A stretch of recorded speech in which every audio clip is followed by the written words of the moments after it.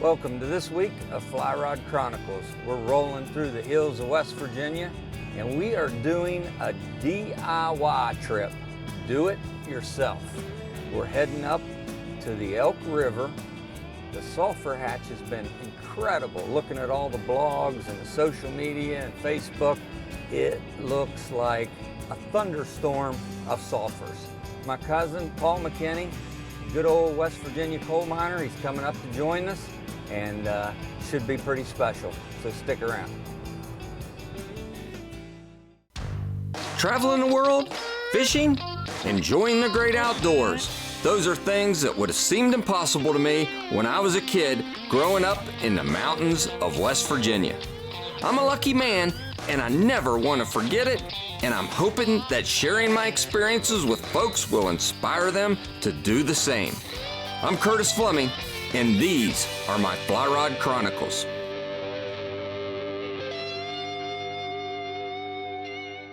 This trip, it's pretty special. We're staying at Cabelas State Park, and this is one of those trips that, again, we call it do it yourself. There's no electricity. Of course, we got really nice shelter, but you know, we're going to be cooking on our own, no guides, and we are going to a river system that's just incredible. So we're looking forward to this trip. It's a trip that after you watch this show, anybody can do it, and anybody can do it on a budget too. So right there's our biggest expense, gasoline. You know, I've always said, all right, where's my retirement place? Where would I go to be in the middle, the mecca of Trout Central? We're here, Cabelas State Park. It's incredible. You literally can get in your vehicle and within minutes, you can be hooked in to our state trout, a brook trout, or you can be hooked into big browns. Matter of fact, you can be smallmouth, you can catch muskie, you can hike, bike, climb, do whatever your outdoor fancy.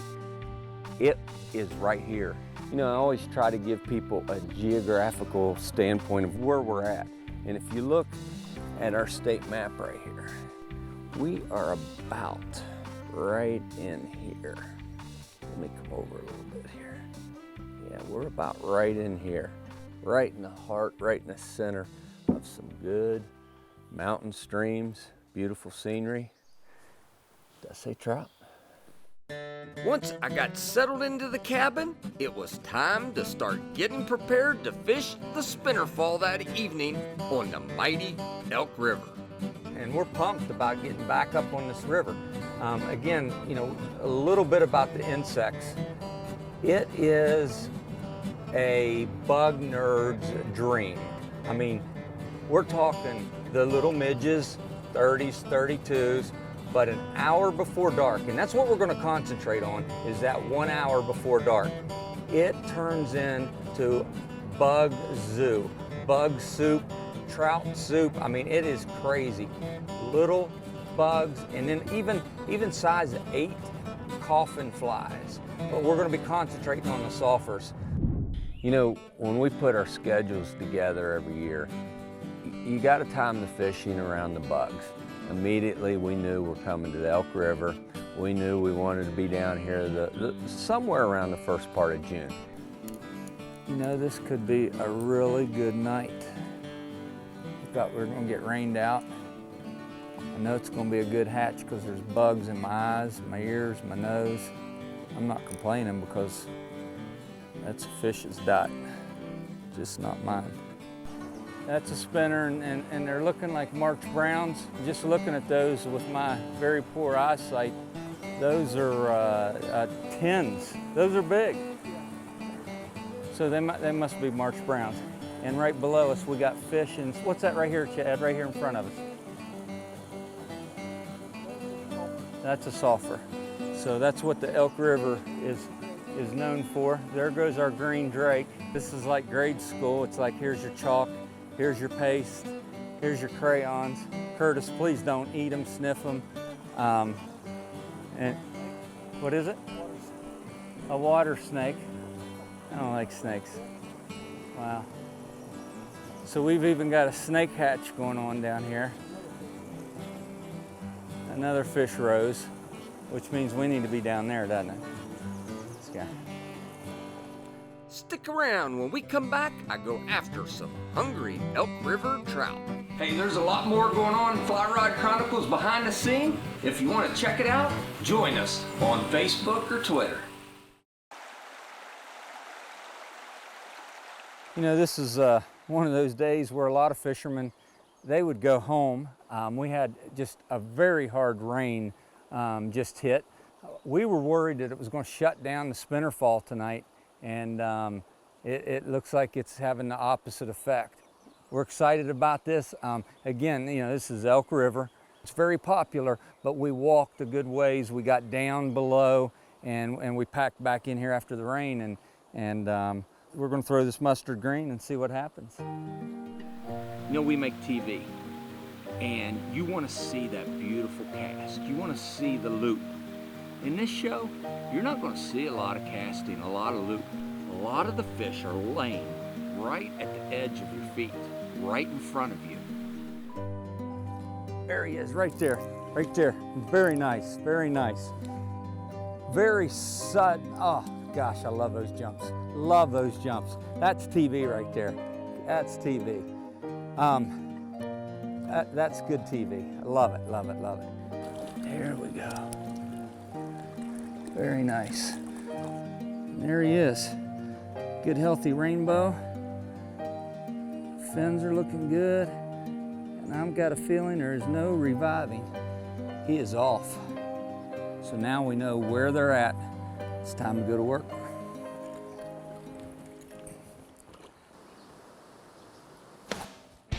Right there's back-to-back cast. I mean, that fish has got some power, but he's running upstream on us.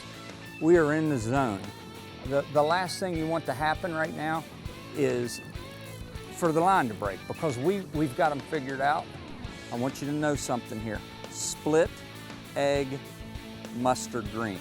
Every fish has been on the mustard green. The egg is there as an attractor pattern. The egg's not mattering. What's mattering is down here about 16 inches, and that's the mustard green. It looks like he has spit me. Put him right in the water. It's raining, he's wet, and away he goes. Rain's for sissies, let's keep fishing. The big brown trout on Elk River. This one's tough to talk about. Oh, good fish. Oh, good fish. Oh, good fish. Oh, good fish. Oh, he spit me. Oh, he spit me. The brown trout wanted to be on TV. I think he wanted to make a fool of me on TV. That's the big brown we were looking for, and he spit me. Did you get some of those jumps? That was sick, wasn't it? Here in West Virginia, there's so many streams, so many places that you can get out and just fish by yourself. And that's what I'm doing on this episode here.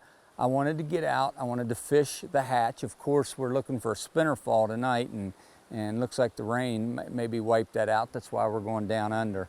But this is about fighting the elements, getting out here, doing what we love. I'm getting wet, but we're having fun. Life cannot get any better right now, except just one more big fish.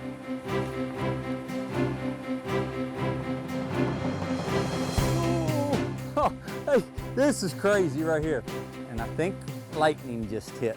And I've got a graphite rod, and I know how many people out there right now would say, it would make good TV if Curtis gets a left. There we go. All right, we're gonna let you go back in. We're gonna head for the trout tundra. Get out of here before this lightning comes. That's crazy. Stick around, we'll be right back after this.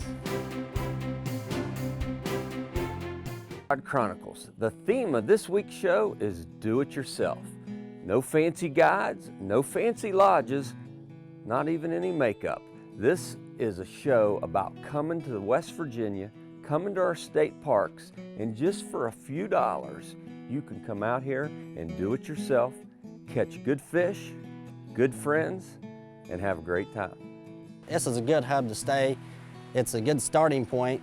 Nearby we have the Greenbrier River.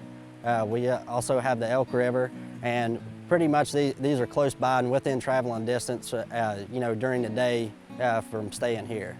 Come on in and check out our cabin here. I know I said no fancy lodges, but just for a little over $100 for 3 nights, check this out.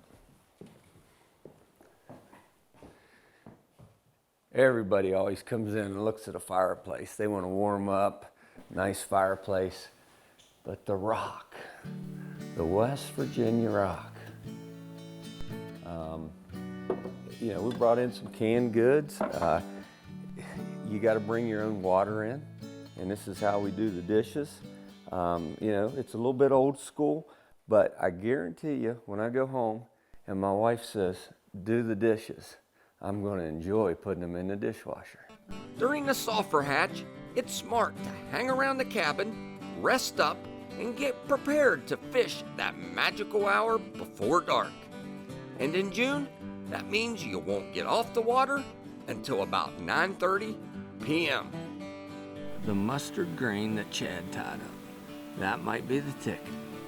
Not only was I waiting around on the bugs, I was waiting around on my cousin Paul. Just getting off midnight shift from the coal mines. Got a few days off here and got invited to go spend some time with my cousin Kurt and do a little fly fishing. Means a lot to get away and spend a little quality time with Kurt. We don't get to meet up that often, and it's just going to be a good weekend. Looking forward to it. You know, again, growing up and just living a few miles apart, you took those family reunions, you took those after church Sunday dinners at Grandma's house for granted. You know, when Paul got out of high school, he went into the Army. I went into college. And then you realize that you go your own separate ways. To be able to come out and spend that quality time outdoors, it'll be just like old times. Well, there he is. How you doing, man? How you doing? Good to see you, man.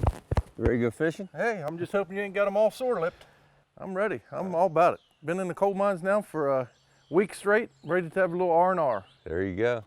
Paul lives and works to be able to do this.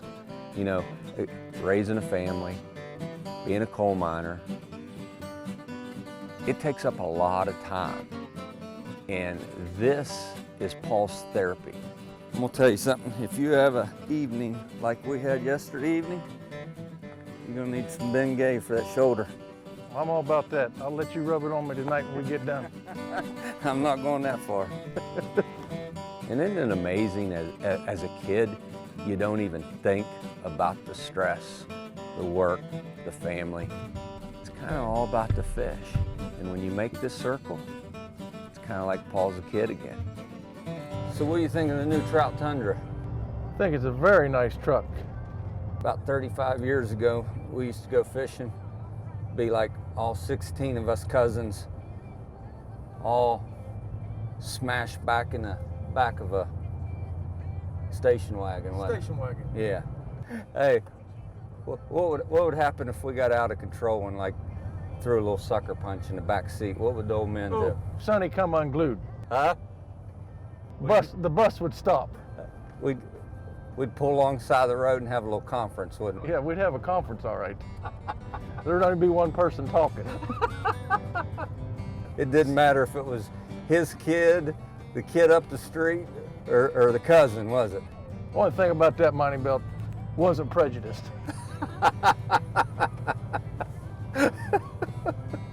Stick around. When we come back, Paul and I hit the Elk River for some big old brown trout.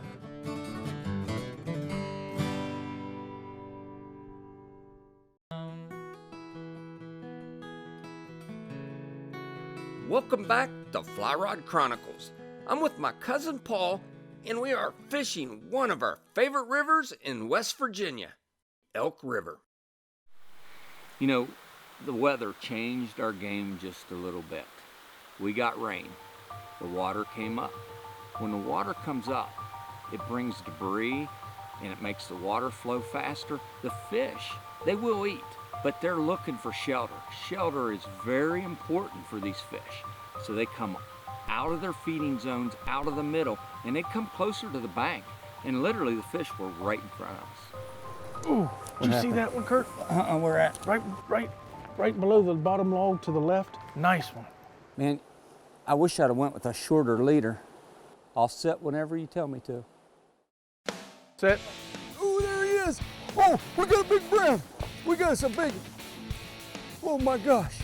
Is it, it's brown. a big brown. Nice brown. Good brown. Oh my gosh. He's going freaking nuts. Can you get in there, Paul? Oh, right there. Right there, he's right in front of you. He was. No. There he is. We caught Big Daddy Brown. We caught him. Look at this guy. Woo! Paul, this is why we always come down the Elk River, huh? Always come through with the big boy. You always got a chance to catch a brown trout like this. Especially when the water's a little colder like it was. You fishing right off the bank. Yeah, close to the bank. Fish like this, we don't want to harm him. I'm gonna turn him loose. This water's slow, the water's all high and everything. And we're just gonna let him rest up here. We're gonna let him rest right here. And when he's ready, we're gonna let him take off on his own terms. It's time for this week's Trout Unlimited Release of the Week. So now he's there. That's all we have to do. Yeah, he flipped right out. I was gonna show him to the camera like this, but that was his terms. He wanted out of here. He wanted to go back in. I did that so you can help me up too. I know you did, old man. Gosh, those freaking knees, what happened? Huh? Where'd those 40 years go? I'm telling you. Ah, go on. Perfect, man. Perfect.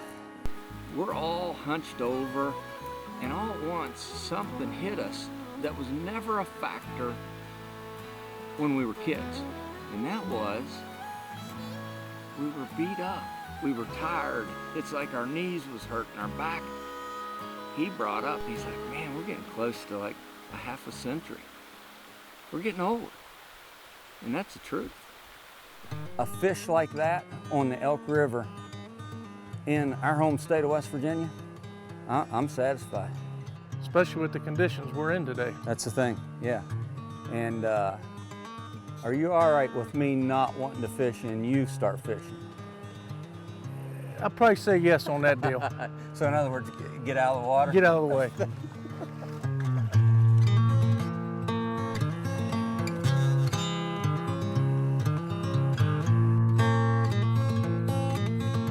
All right, you got the big brown. You got that big brown. Look at this guy. Oh my gosh, that's bigger than the one I caught. It's a big male. Yes! He got a big male It's brown. got him in time too. It's off. It came off. Wait till you see his He picture. took it all. Look at this. This thing, I'm telling you, it is this fat. I got to show J-Rod real quick, and I know he's going to run down here. Look how fat this is, J-Rod. Look at this.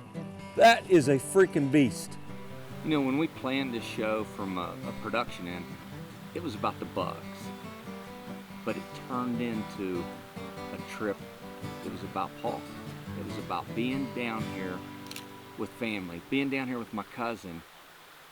And all at once, the bugs become secondary. So I think you outdid me. You had to catch a bigger one, didn't you? I don't know if it's a bigger one. It might be a prettier one. Hey, Fly Rod Chronicles with Paul Mckinney, huh? Man, I appreciate it. That's unbelievable. That's a beast. I'm like you. I'm ready to call today. When you catch a fish like that, look at that adipose fin. Unbelievable. Perfect fins. You all right with letting him back? There he goes. Swim another day. Hey, been unbelievable, huh? Appreciate it, brother. We've been doing this for a long time, but coming up here and doing it like that, two big browns. Couldn't ask for a better day than Seriously, you're the man. Thank you, buddy. Man. After a good day on the river, we come back to the cabin. You know, Paul has always claimed to be a great chef, and actually he is. And, you know, coming back to camp, smelling the venison, ramps, smelling wild mushrooms. J-Rod, you know how many people right now is going, oh my goodness, those are morels right there. And that aroma of a fire and knowing that we had a great day of fishing, that's what we live for. You know, Paul and I, we haven't fished together in years, and we didn't realize how many years it was until we scheduled this trip. If I've got one message out there to anyone that's watching, if you have someone you care about, someone that you love, take them fishing. It doesn't matter if it's a day trip, a half a day trip, spending time out there is something that you can never take back. Thanks for hanging out with Fly Rod Chronicles. Catch you next week. I'm just a fishing bum. If I don't have the gas, then I stick out my thumb. I've gotta get there one way or another.